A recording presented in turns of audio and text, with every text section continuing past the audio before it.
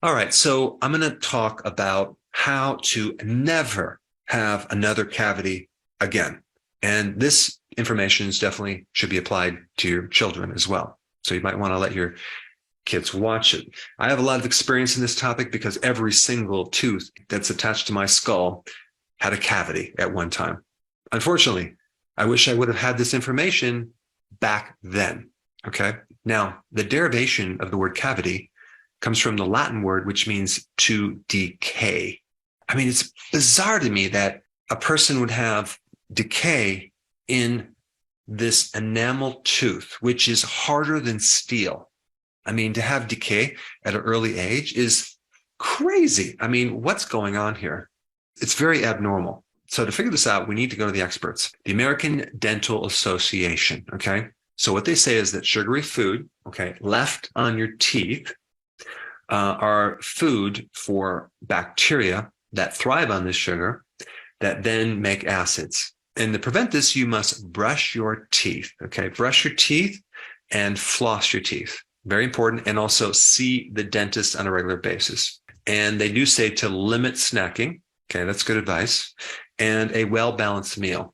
Okay. Well, that's good advice. Well, the question is, what is the definition of a well-balanced meal? Of course, definition also includes whole grains. And they also recommend fluoride treatments, toothpaste with fluoride, and also dental sealants can be used. And that's like a plastic coating around your teeth. That will definitely protect the tooth from these acids. And also to keep the added sugar to a minimum. All right. Well, okay. Good advice. An interesting story. I don't know if you heard about this. The sugar industry created an organization long ago called the International Sugar Research Foundation. It's kind of like a PR group for the industry. And apparently, recently, the 300 documents that were found in the basement of, I think, some university, okay, that were meeting notes and documents from this sugar industry group. And in these documents, they found some very interesting information that there was some collusion with the National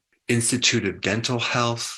And they came up with a plan to suppress the link between consuming sugar and getting cavities back some decades ago. So they wanted to instead push the fluoride, the dental sealants, also research in doing tooth decay vaccines, and they should focus more on the fat. Okay. Fat is the cause of a lot of these problems, not the sugar.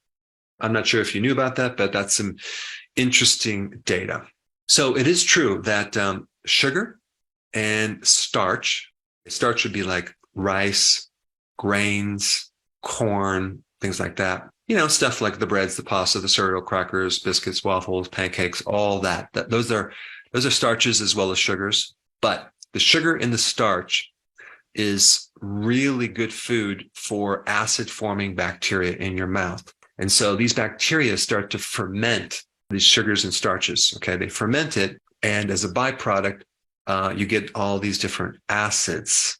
Now, what's interesting about just fermentation in general, cancer gets their fuel from fermentation, which is interesting. So they literally change their way of getting energy to fermenting sugar and carbs, which is actually very, very interesting that cancer uses fermentation. Someone with restless leg syndrome that's consuming a lot of sugar and starches is going to have a good amount of fermentation as well as a deficiency of vitamin B1.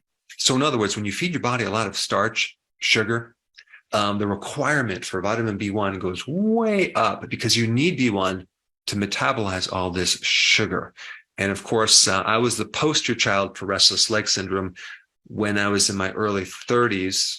I would get up in the middle of the night and just literally pound my thighs because I had so much energy in them.